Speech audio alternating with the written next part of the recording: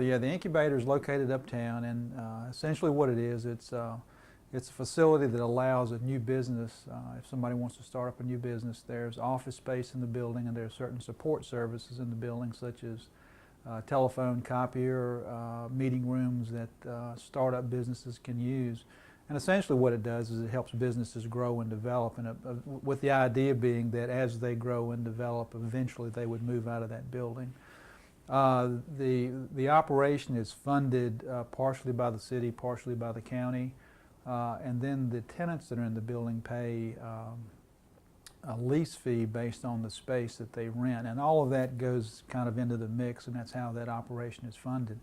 Over a period of time, the number of tenants or the space that's being rented has decreased to the extent that financially, given the costs that's incurred to run that facility, financially they're unable to sustain operations.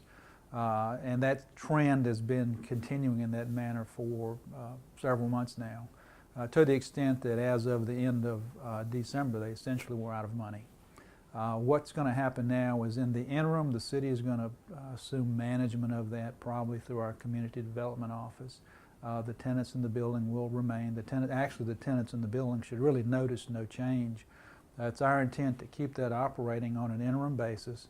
And then in the middle of all that, we're having discussions with some groups in the community, and right now the most promising opportunity appears to be perhaps a partnership with the Chamber of Commerce to look at some combined operation, perhaps with the Chamber managing the operation of that facility. So we're engaged in those discussions right now, and hope to bring that to some conclusion here in a matter of a few weeks. But right now, I would say there's about a dozen in the incubator.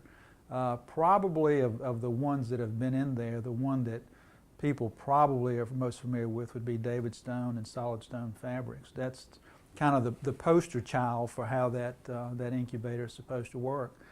David actually began his business in his home, moved into the incubator, grew that business to the point that he had to move out to find bigger space. And then here just recently, he has outgrown to a certain extent the space that he moved into, and is now looking for other space. Whether you have bankruptcy in the past, slow pay, judgment, repossession, divorce, even first-time buyer, I can help you. Call me at 434-822-0300.